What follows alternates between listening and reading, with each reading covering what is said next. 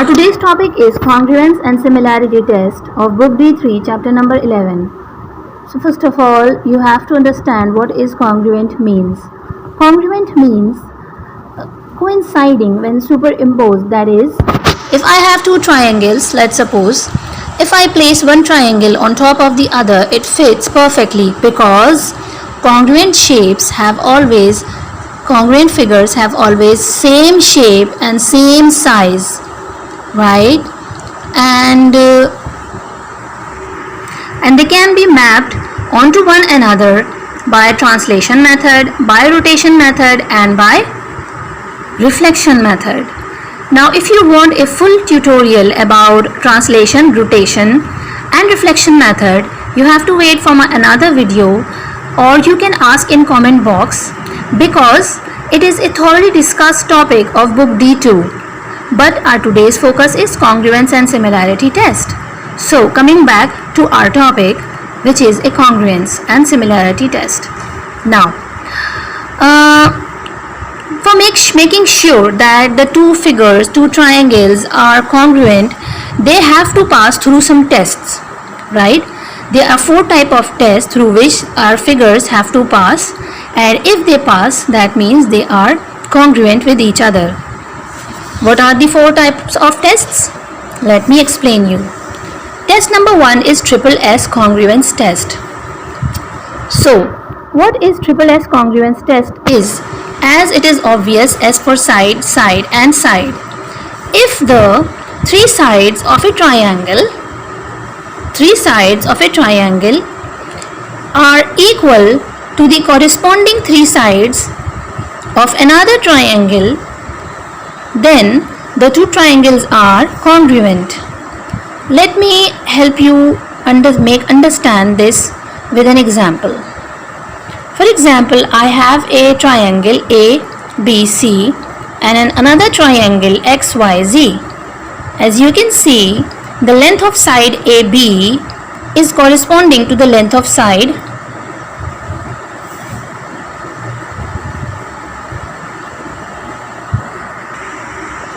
As you can see, the length of side AB is 4 cm and it is corresponding to the length of the side XY, which is 4 cm. The length of side BC is 9 cm and the corresponding side of this triangle is YZ, because it is also 9 cm. Our third side is CA, which is 7 cm, and the corresponding side is this ZX, 7 cm. So it is a triple S test, which is very simple. You can easily say that yes, it is congruent because all the 3 sides measurement of one triangle are equal to the corresponding 3 sides of another triangle, so they are congruent. Test number 2. Test number 2 is SAS congruence test. Now S for side, A for angle, and then side. This is a slight different test. That is 2 sides and an angle, and it is a restriction that an angle must be an included angle. That is, let me explain you with an example. This is a triangle ABC, this is a triangle XYZ. Here 2 sides are given, AB, BC. Here 2 sides are given, XY, YZ. And as you see that it's side, angle, side. That is, angle is in between 2 sides. So these 2 sides are given and the given angle is between the 2 given sides. Not this one or not this one. Here 2 given sides and 1 included angle. So what is the condition of SAS congruence test? If the two sides and the included angle of a triangle are equal to the corresponding 2 sides and the included angle of another triangle, then the two triangles are congruent. Third test is double AS. That means angle and side congruence test. Now, if two angles and one side of a triangle are equal to the two corresponding angles and the corresponding side of another triangle, then the two triangles are congruent. You understand that? Okay, let me help you understand this. Look, here I have one triangle ABC, and I have another triangle DEF. Now, here two angles are given.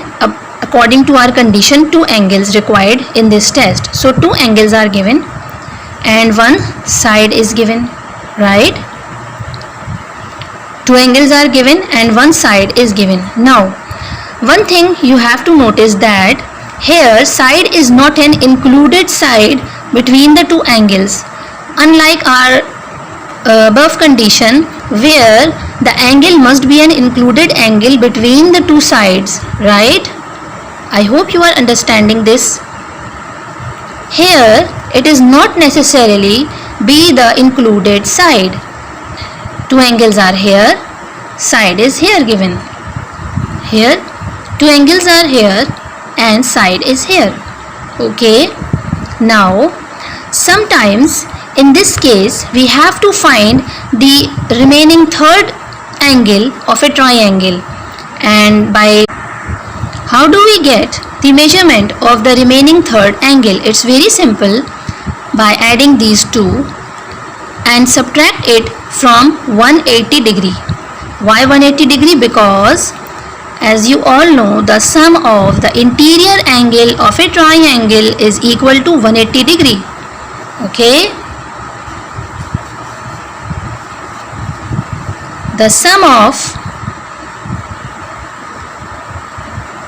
interior angles of a triangle is equal to 180 degree. Yes. So, by calculating this, we observe that its third angle is 30 degree, and by calculating for this triangle, we observe that its third angle is 70 degree. So all three angles are equal, right? Now, whether the corresponding side is equal or not, let's see. ABC. So it's the side BC and it's a triangle. What's is ED, which is similar to this side. When we solve the further questions, you will be able to understand it more clearly, that how we match the two triangles. Okay, you don't need to worry about it right now. Let's understand our fourth test. Our fourth test is RHS, congruence test. Now what is RHS? Here R means right angled triangle, H is for hypotenuse, and S is for one side. Now if the hypotenuse and one side of a right angled triangle is equal to the hypotenuse one side of another right angled triangle, then the two triangles are congruent. Now understand this with an example. Two triangles here, triangle PQR and triangle SUT. This is the base of our right angled triangle, which is given, and it's 3 centimeter. Here angle Q and angle U is 90 degree, which shows that it is a right angled triangle. In one triangle, hypotenuse, which is 5 centimeter, is given, and in the other triangle, this is a perpendicular. Okay, the straight line in our right angled triangle is perpendicular. It's 4 centimeter. Now, to prove that this is these are the congruent triangles, we apply Pythagoras theorem so that we will be able to find the hypotenuse of this part.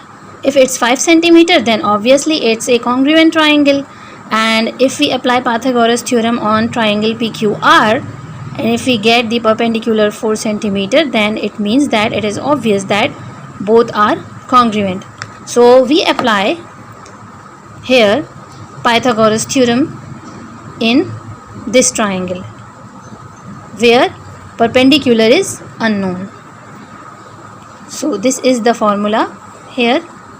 Hypotenuse is 5 centimeter, base is 3 centimeter, perpendicular is unknown. This is the calculation, and at this stage we have to taking squares on both sides. 5 5s are 25, and by taking a square the under root is cancelled. Then because we have to find the value of p, so we have to make it alone, and I shift this number to the other side of the equal sign. So by this I get p square is equals to 16, and because I only want the value of p, not of p square, so I take root on both the sides, and as I know that 16 is a perfect square of 4, so by taking a square root and by cancelling the root, I get p is equal to 4. So it's 4. So it matches, right? So this is how we prove that these two triangles are congruent. I hope you understand. Now when we start solving the questions, you will be learn how to compare the two triangles in SSS, SAS and AAS congruence test. Okay.